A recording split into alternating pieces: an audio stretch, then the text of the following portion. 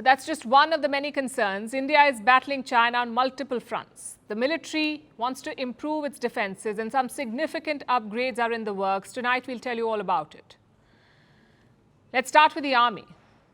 It is taking lessons from the war in Ukraine.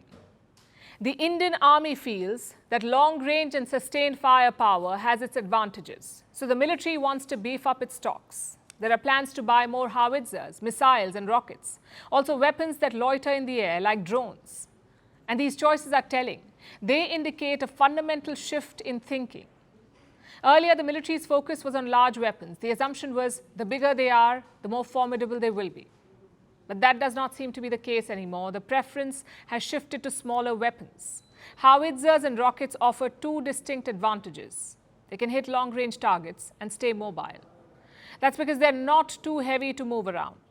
And the army wants this flexibility without compromising on the firepower. So going forward, we could see a different arsenal in India, a mix of different kinds of weapons.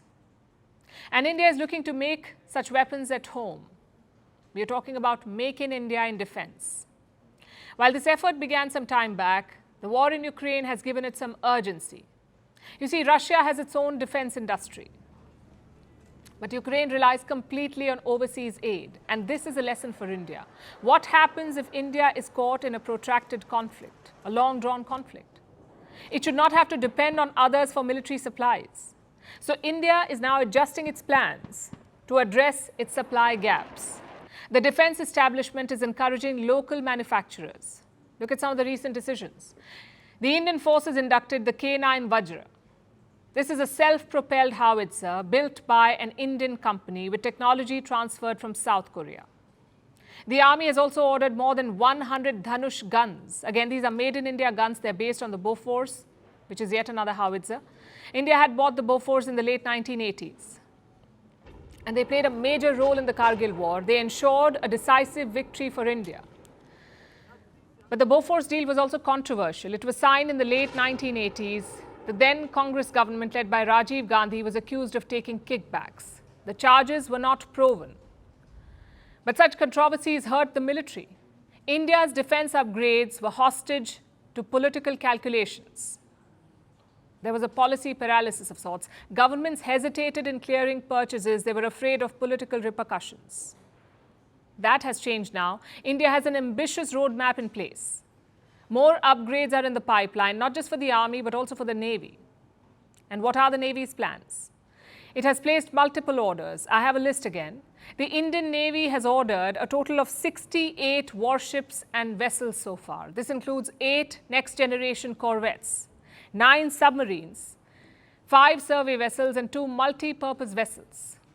The Indian Navy has set itself a bold target. It wants to have 155 to 160 warships by 2030, by the end of this decade, 160 warships. And by 2035, the plan is to have 175 warships. With a fleet of this size, India will be able to project strength, not just in the Indian Ocean, but across the Indo-Pacific. It will have credible deterrence against China, and this is very important. The PLA is aggressively expanding its navy. They're building more warships and securing more bases. China already has a presence in Djibouti, in the Horn of Africa. They're building the Gwadar port in Pakistan. Officially, both Pakistan and China maintain that this is not a military base, Gwadar. But the fact is, this base is designed to accommodate the needs of the PLA. China has also set its sights on Cambodia. Reports say construction is almost complete at the Ream facility. All these bases are around Indian waters. They challenge Indian interests. And they show the scale of India's China challenge. So building a robust deterrence is crucial, and upgrades are the way to go.